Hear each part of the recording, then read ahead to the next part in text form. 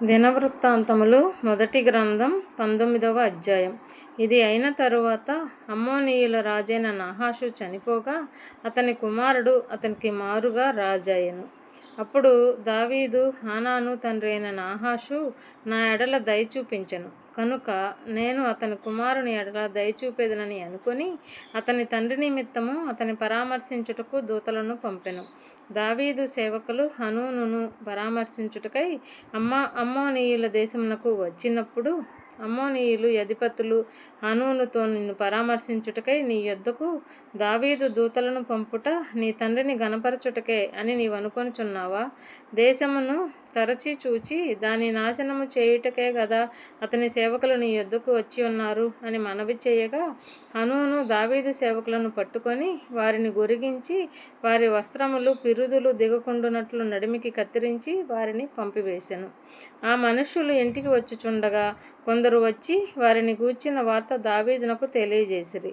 వారు బహు లజ్జాక్రాంతులై ఉండిరి కనుక వారికి ఎదురుగా మనుషులను పంపి మీ గడ్డములు పెరుగుదునను అనుకు మీరు ఎరికోలో ఉండి తరువాత రండని రాజు వారికి వర్తమానము పంపెను.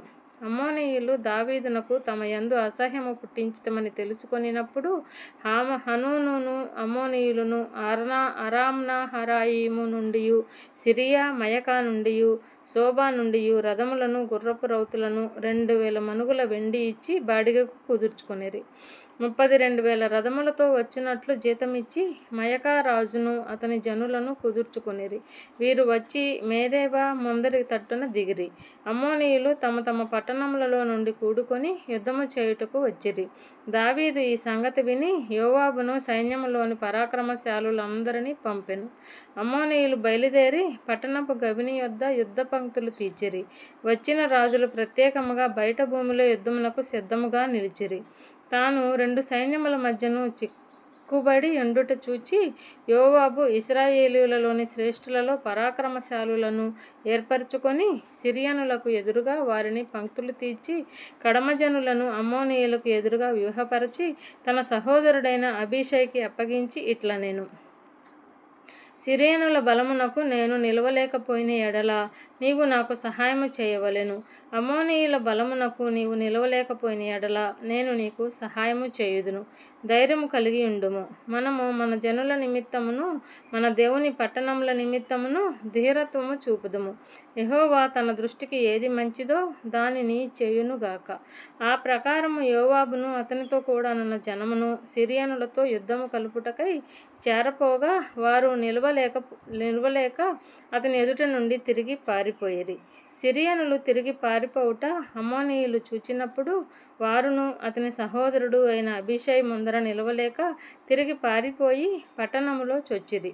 యోవాబు మరలి యెరూషలేమునకు వచ్చెను. తాము ఇశ్రాయేలీయుల చేతిలో ఓడిపోతిమని సిరియనులు తెలుసుకొనినప్పుడు వారు దూతలను పంపి ఏటి ఆబలి సిరియనులకు పిలిపించుకొని హదరేజరు యొక్క సైన్యాధిపతి అయిన షోపాకు వారికి నాయకుడాయెను. దావీదు ఆ సంగతి తెలుసుకొని ఇశ్రాయేలీయులందరినీ సమకూర్చి యోర్దాను దాటి వారికి ఎదురుపడి వారి ఎదుట సైన్యములను వ్యూహపరిచెను. దావీదు సిరియనులకు ఎదురుగా సైన్యములను పంక్తులు తీర్చినప్పుడు వారు అతనితో యుద్ధము చేసిరి. అయితే సిరియనులు ఇశ్రాయేలీయుల ఎదుట నిలవలేక తిరిగి పారిపోయిరి. దావీదు సిరియనులలో 7 రథికులను 40,000 కాల్బలమును హతము చేసి సైన్యాధిపతి అయిన పోషకును చంపివేశెను. తాము ఇశ్రాయేలీయుల చేతిలో ఓడిపోతిమని హదరెజరు యొక్క సేవకులు తెలుసుకొనినప్పుడు వారు దావీదుతో సమాధానపడి అతనికి సేవకులైరి. అంతటి నుండి సిరియనులు అమ్మోనీయులకు సహాయం చేయుటకు మనస్సు లేక యుండిరి.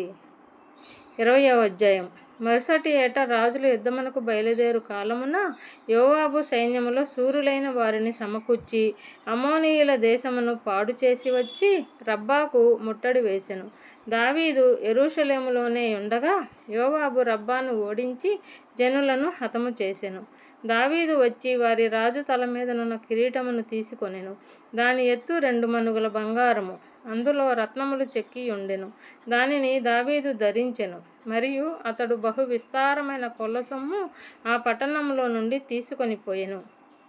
దాని యందున్న జనులను అతడు వెలుపలికి కొనిపోయి వారిలో కొందరిని రంపములతో కోయించెను. కొందరిని ఇనుపదంతలతో చీరించెను, కొందరిని గొడ్డలతో నరికించెను. ఈ ప్రకారం అతడు అమ్మోనీయుల పట్టణములన్నిటినీ చేసెను. అంతటా దావీదును జనులందరూ యెరూషలేమునకు తిరిగి వచ్చిరి. అటు తరువాత గెజెరులోనున్న ఫిలిష్తీయులతో యుద్ధము కలుగగా హుషాతీయుడైన సిబ్బెకై రెఫాయీయుల సంతతివాడగు సిప్పయి అనునొకని హతము చేసెను. అందువలన ఫిలిష్తీయులు లొంగుబాటునకు తేబడిరి. మరలా ఫిలిష్తీయులతో యుద్ధము జరుగాయాయీరు కుమారుడైన ఎల్హానాను గిత్తీయుడైన గొల్యాతా సహోదరుడగు లహ్మీని చంపెను. వాటి ఈటె నేతగాని ధోని అంత పెద్దది. మరలా గాతులో యుద్ధము జరిగెను. మంచి ఎత్తరియగు ఒకడు అచ్చట ఉండెను. వానికి చేతికి కాలికి 6 చొప్పున 24 వేళ్ళు ఉండెను. వాడు రెఫాయీయుల సంతతి వాడు ఇజ్రాయేలీలను దూషింపగా దావీదు సహోదరుడైన షిమ్యాకు పుట్టిన యోనాతాను వానిని చంపెను. గాతులో నున్న రెఫాయీయుల సంతతి వారగు వీరు దావీదు చేత అతని సేవకుల చేత హతులైరి. 21వ అధ్యాయము. తరువాత సాతాను ఇజ్రాయేలునకు విరోధముగా లేచి ఇజ్రాయేలీలను లెక్కించుటకు దావీదును ప్రేరేపింపగా దావీదు యోవాబుకును జనుల యొక్క అధిపతులకును, మీరు వెళ్ళి బెయేర్షెబా మొదలుకొని దాను వరకు ఉండి ఇజ్రాయేలీలను ఎంచి వారి సంఖ్య నాకు తెలియజేయుటకై నా యొద్దకు దాన్ని తీసుకురండని ఆజ్ఞ ఇచ్చెను. అందుకు యోవాబు, రాజా, నా ఏలినవాడా, యెహోవా తన జనులను ఇప్పుడున్న వారి కంటే 100 ఎక్కువ మందిని చేయునుగాక. వారందరూ